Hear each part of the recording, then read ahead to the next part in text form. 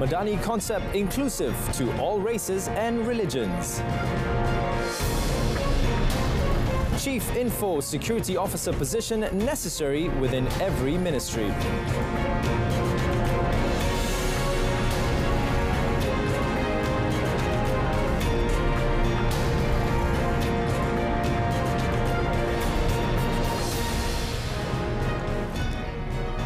Hello, good evening and Salam Malaysia Madani. Thanks for joining us. I'm Daryl Baptist and you're watching Malaysia Tonight.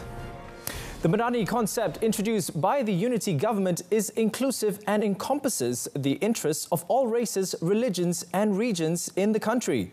According to Prime Minister Datuk Seri Anwar Ibrahim, he said the concept did not contradict the beliefs of any race, even though it emphasized the importance of Islamic teachings. Jadi jangan terlalu terbawa kait dengan sentimen pro atau anti. Kita harus ambil sikap terbuka untuk belajar dari semua pengalaman. Sebab itu dalam pandangan kita kupas Madani tentunya kerana majoriti orang Islam agama persekutuan, kita perkuatkan, tetapi hujah itu universal. Ya, yang kita bawa mesej itu bagi orang Islam, akidah dia, akhlak dia, ibadah dia tentu, tetapi mesej kemanusiaan, negara, keadilan itu rahmatan lil alamin. Itu untuk rahmat, kebaikan, keselamatan bagi semua. Speaking at the Madani government one-year anniversary program, Datuk Seri Anwar invited the people to embrace the concept in the interest of unity and reform. He said that based on the strengths of the component parties, the government would pay full attention to lifting Malaysia as a developed and great nation in the region. Meanwhile, Datuk Seri Anwar said the state-level Madani government one-year anniversary program will kick off in Selangor in January. Considering the success of the three-day program, which commenced on Friday at the grounds of the National Stadium in Bukit Jalil, the Prime Minister said it would be fitting to also organise it nationwide to allow people the opportunity to gauge the unity government's performance so far. 1 tahun kita mentadbir dan kita lapor terus kepada rakyat, dan rakyat datang puluhan ribu setiap hari membuat penilaian mereka sendiri berdasarkan fakta dan angka, dan memberikan ruang kepada mereka memberi cadangan dan pandangan kepada kita. He said this when officiating the closing ceremony of the anniversary program today. Datuk Seri Anwar, who is also Finance Minister, said after Selangor, the program will be organised in other states, albeit at lower costs, with some assistance from respective state governments themselves. The Prime Minister also extended his appreciation to all parties that had contributed to the success of the three-day program. Datuk Seri Anwar said the program involved all departments, ministries, agencies and GLCs, government-linked companies, adding that this was a feat to be proud of as they represented the full Madani community leadership. It is important to establish the Chief Information Security Officer position within every ministry to effectively address the issue of data breaches following recent incidents such as the breach of the Social Security Organisation Perkeso database. Communications and Digital Minister Fahmi Fadil said the responsibility for this change lies with the Chief Secretary, Chief Executive Officers and the highest echelons of ministries. Fahmi also cited cyber threats as a challenge and that the government must safeguard the security of ministries' data in light of evolving cyber risks. In addition, he said numerous modules within ministries' websites require enhancement or renewal, necessitating the formulation of a specific plan at the ministry level. Teknik yang digunakan oleh penggoda, oleh hackers ni, dia semakin kreatif dan sophisticated. Tak mustahil mereka menggunakan AI untuk cuba menceroboh, menggodam, mencuri data kita. Meanwhile, Fahmi said the government plans to set up 186 new digital economy centres. also known as PEDI, next year, including in each state constituency, aim to bolster initiatives fostering entrepreneurship among the people, including in rural areas. He also shared that the focus of the ministry next year will be to ensure that telecommunication companies, telcos, actively engage and employ a greater number of young individuals equipped with technical and vocational skills, also known as TVET skills. Malaysia has expressed its utmost concern on any frivolous and vexatious attempts by any parties employing various tactics to undermine and disrupt the course of criminal proceedings currently ongoing against Gonzalo Stampa. Minister in the Prime Minister's Department for Law and Institutional Reform, Datuk Seri Azlina Othman Syed, said the recent guerrilla attempts as observed in the media that the motion filed on 4th December were nothing more than the latest charade in the Sulu fraud to subvert the rule of law. She said Stampa was accused of the suspected criminal offences of serious contempt of court and unqualified practice of a profession. It was reported that he will face charges in the Madrid court tomorrow. Datuk Seri Azlina said the government of Malaysia has the utmost respect for the Spanish courts and their rulings and categorically refutes any media reports that suggest otherwise. She said the courts of Spain, France and the Netherlands have already confirmed Malaysia's overall position concerning the Sulu case and regarding the purported final award issued by Stampa on 28 February 2022, which condemned Malaysia to pay $4.9 billion. The Spanish High Court declared the annulment of Stampa's appointment as arbitrator and ordered him to put an end to the proceedings because his only title to act as arbitrator was null. The current COVID-19 wave is not putting a substantial strain on healthcare facilities around the country. Health Minister Dr. Zaliha Mustafa said that while the number of cases could rise further during the forthcoming Christmas season due to increased visitor traffic, those who tested positive for the virus were only experiencing minimal symptoms. She said as the symptoms were mild, they do not burden the healthcare facilities so far. However, she encouraged those with symptoms to see a doctor for further screening and if found positive, they may observe a 5-day quarantine. Beberapa minggu kebelakangan ini memang kes-kes COVID kita lihat meningkat. Tetapi dalam keadaan di mana kita lihat kes-kes yang berlaku adalah kes-kes yang agak ringan dan dia tidak membebankan fasiliti kesihatan kita. Tapi apa pun kita tetap menggalakkan supaya rakyat dan penduduk mengambil juga langkah-langkah seperti biasalah. Apa pun dalam keadaannya, kita di Kementerian masih lagi memantau dengan rapi kes-kes yang kejadian-kejadian kes lah setiap hari di CPRC kita. Earlier, Dr. Zaliha flagged off the Madani Afiat and health screening team to carry out free house-to-house health checks at Kampung Muhibah People's Housing Project, PPR, and at Rukun Tetangga Taman Salat Selatan. According to the KKM Now portal, a total of 15,327 COVID-19 cases were reported this year as of 2nd December.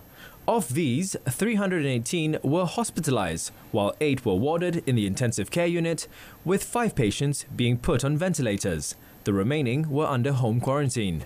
Dr. Zaliha, in a statement on 7th December, said despite an increase in cases, the current COVID-19 situation in Malaysia is still under control.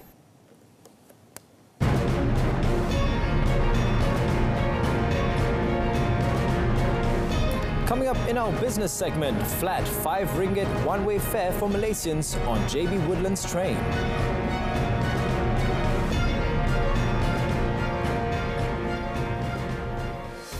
Malaysians using the KTMB shuttle to Brau may soon be able to enjoy the train service for a flat rate of RM5 each way. Transport Minister Anthony Locke said that currently the price for a one-way ticket from Johor Bahru to Woodlands, Singapore is RM5, while the ticket for the opposite direction is $5 equivalent to RM17.30. He said KTMB has proposed to change the pricing structure of the tickets for Malaysian citizens, as currently the price is different between a ticket from Johor to Singapore and a ticket from Singapore to Johor. He said he welcomed the suggestion and will discuss the matter with the Land Public Transport Agency, hoping for it to be implemented by early next year. Met by reporters today, Lok said shuttle to Brau is a mode that is used by many and daily, with about 10,000 passengers using the service. He said that there was no need for Malaysia to discuss with Singapore about the proposal, as Malaysia fully owns KTMB. On another note, Lok said Prime Minister Datuk Seri Anwar Ibrahim will be meeting Singapore Premier Lee Hsien Loong on 11th January at the Johor Bahru Singapore Rapid Transit System, or RTS, link bridge as part of the commitment to ensure the project is carried out smoothly and be operational by 2027. Besides that, the bus rapid transit service that is being planned in Johor Bahru will complete RTS and provide a better public transportation system overall. Saya melihat potensi yang cukup besar untuk negeri Johor. Dan seperti yang saya katakan, negeri Johor sekarang ini adalah negeri yang paling diikuti oleh pelabuh dan peniaga-peniaga oleh kerana beberapa projek perintis dan projek pembangunan ini. Lok also said the implementation of public transport projects such as Kuala Lumpur-Singapore High-Speed Rail, HSR, and Light Rail Transit, LRT, in Johor will take into account various factors, especially the country's financial standing. He said the government has no objection to supporting the development of public transport infrastructure in the state. However, it would be implemented in stages.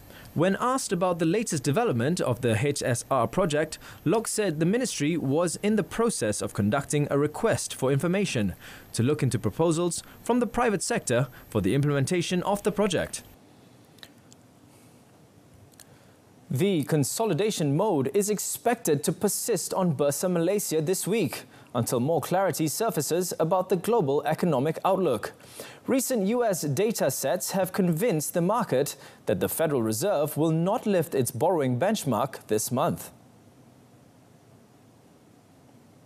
Rakuten Trade Equity Research Vice President Tong Pak Lee said additionally market sentiment continued to be influenced by the ongoing West Asia tension and oil price movement, as oil prices have declined for the 7th consecutive week amid worries over surplus and weak demand. Therefore, he believes domestic market sentiment will remain weak for now. He said that the immediate support is currently at 1,435, and a break below this level might indicate further correction in the near term. For the whole week, Bursa Malaysia was in the negative territory, with sentiment affected by a slew of not-so-bullish data from the US, China, Japan and neighbouring countries. The muddied US interest rate outlook also contributed to the tepid demand for local equities. Bursa Malaysia ended the week with a weaker turnover of 15.50 billion units, worth 9.66 billion ringgit, versus 17.66 billion units, worth 13.94 billion ringgit in the preceding week. The crude palm oil, CPO futures contract of Bursa Malaysia derivatives is expected to trade on an upside bias next week in anticipation of weaker output. Palm Oil Analytics, also known as Fast Markets, Managing Director Dr. Satya Varka said market participants will be focused on the Malaysian Palm Oil Board November data, which will come out on Tuesday next week to gauge the market direction. Elaborating further on the matter, Dr. Satya said expectation is for a reduction in production to keep stocks unchanged, and the focus will also be on the export data for 1st to 10th December. Palm oil trader David Ng, meanwhile, said the market is expected to trade on a positive note, given the expectation that output may decline due to the rainy season. He said Friday's rally on the soybean oil market is expected to continue next week, and this could further lend support for the palm oil prices. He also noted that the price movement of palm oil is affected by rival oils, as they compete for a share of the global vegetable oils market. For the week just ended, the local CPO market traded mixed in tandem with the regional commodity market, soybean oil prices on the Chicago Board of Trade, and fluctuations in crude oil prices.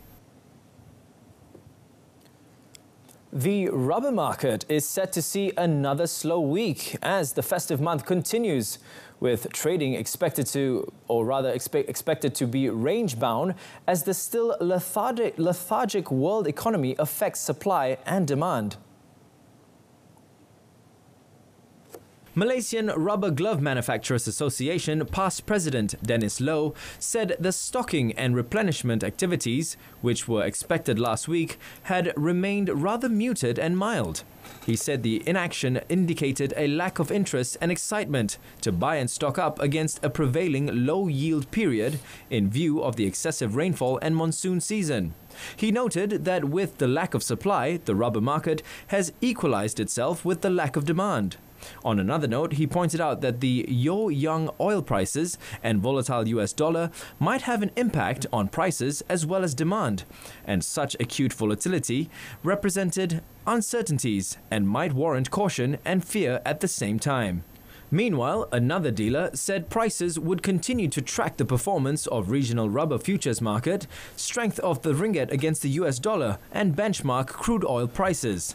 On the week just ended, she shared that the Kuala Lumpur rubber market eased on a weekly basis, influenced by weaker advice from regional rubber futures market and global manufacturing data amid worries arising from mixed economic indicators in China.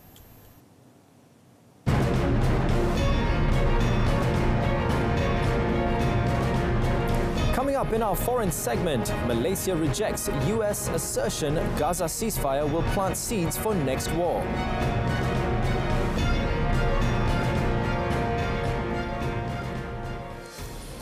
Malaysia rejects the assertion that an immediate ceasefire in Gaza would only plant the seeds for the next war. The Malaysian Foreign Ministry, or Wisma Putra, in a statement said that it is the continued aggression by Israel against the innocents in Gaza and the occupied Palestinian territory at large that poses a real and ongoing threat to durable peace and the ultimate two-state solution.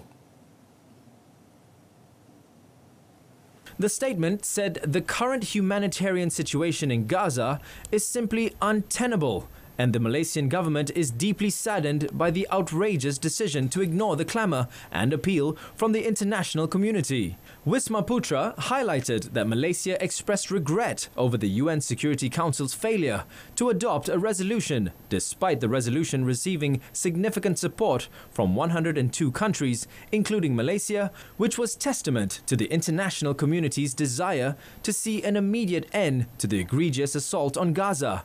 Malaysia is unyielding in its conviction that the Palestinians deserve their own independent and sovereign state, based on the pre-1967 borders, with East Jerusalem as its capital.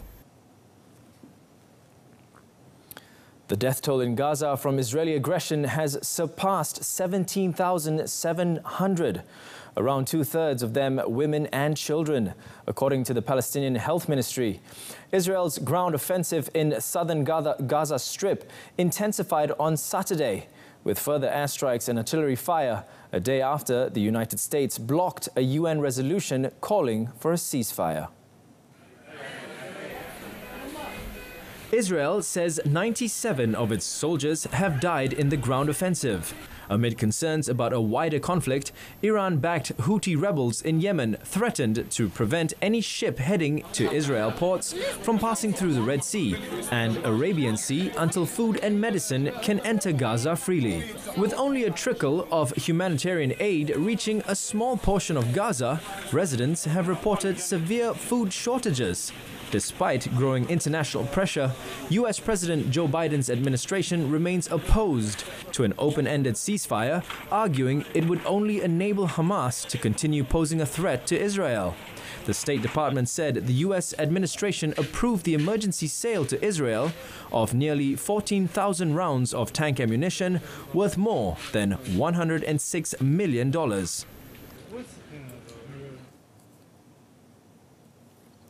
Meanwhile, Qatar's Prime Minister Sheikh Mohammed Abdul Rahman Al Thani today said mediation efforts are continuing to secure a new Gaza ceasefire and free more hostages despite ongoing Israeli bombardment that is narrowing the window for a successful outcome.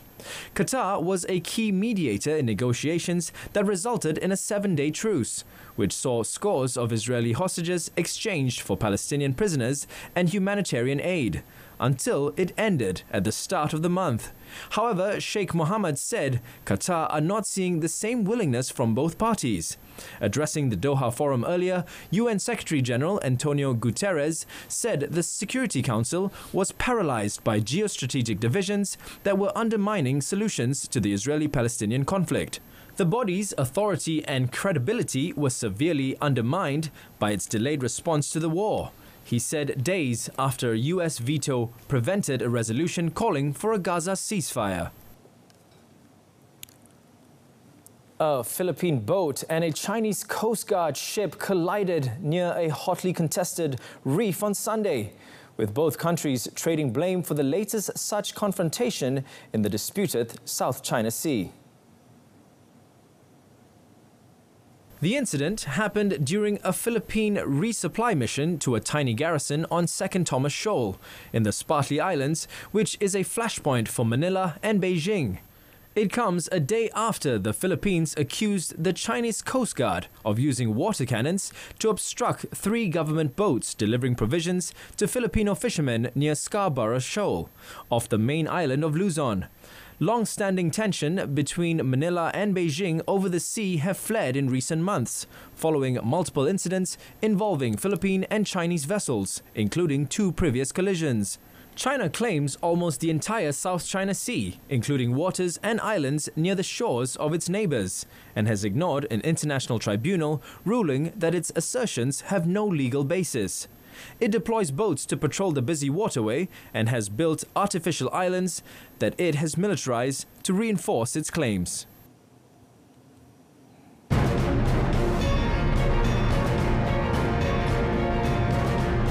Coming up in sports, Manchester United slumps to humiliating 3-0 home loss to Bournemouth.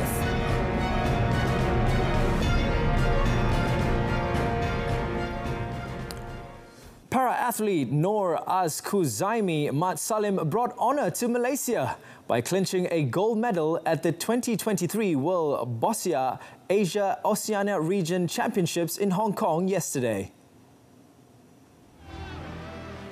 In the final match of the BC4 women's event, Noor Azkuzaimi, ranked 25th in the world, surprised the 8th-ranked Thai Nuan Chan Ponsila by winning 3-2 at the Ma On Shan Sports Centre. China's Lin Zimei secured the bronze medal by beating Hong Kong player Yuan Chuan with a score of 3-2. The championship, which started last Sunday, will conclude on 12th December. Al Rayed held Al Ahly to a goalless draw in the Saudi Pro League on Saturday. The draw against a top 3 team was a boon for Al Rayed, who now sit just outside the relegation zone in 15th place on 13 points. Both sides had their chances, but Al Rayed owe a lot to goalkeeper Andre Morera, who thwarted efforts by Al Ahly captain Roberto Firmino and Saad Bolabaid in the final minutes of regulation. Al Ahly have drawn in 3 of their last 4 matches and now sit in 3rd place in the standings with 31 points. They trail Al Hilal in 1st with 44 points and Al Nasser in 2nd on 37.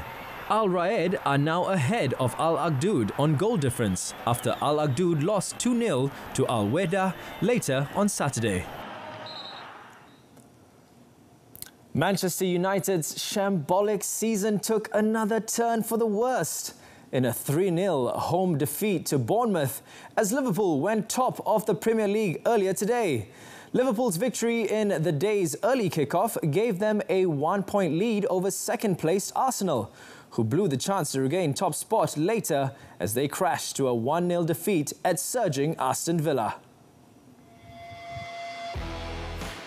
United's season hit a new low as Bournemouth secured their first ever victory at Old Trafford in style. Erik ten Hag's side had risen to 6th thanks to 6 wins in 8 Premier League games.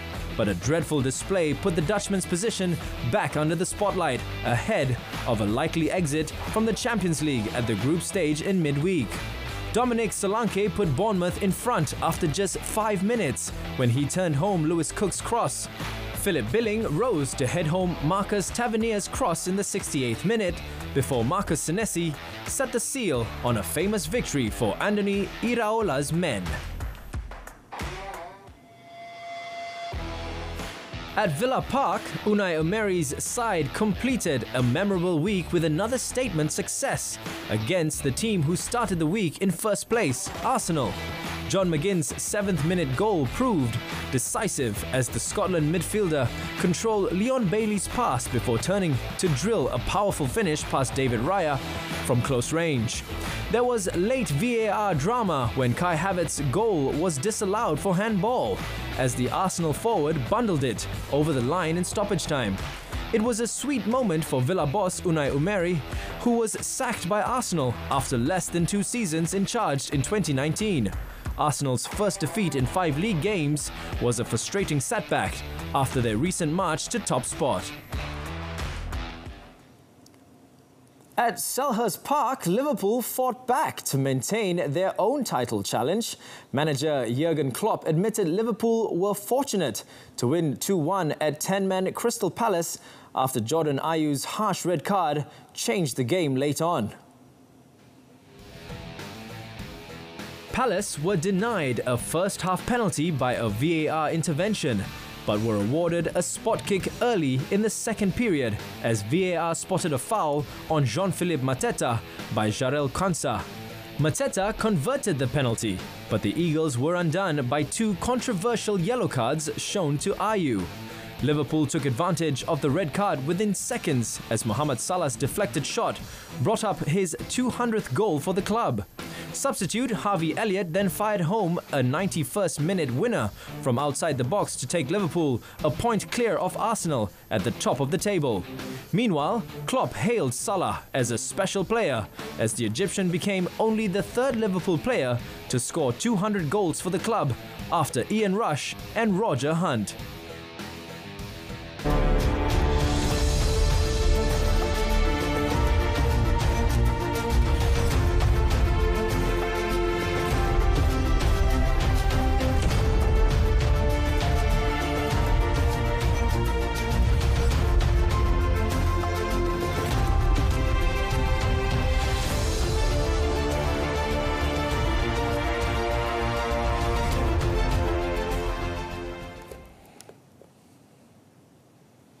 That concludes this edition of Malaysia Tonight. In our top story, Madani concept inclusive to all races and religions. Till then, I'm Daryl Baptist. Thank you for watching. Have a pleasant evening and a classy start to the week ahead. From the river to the sea, Palestine will be free. Thank you for watching.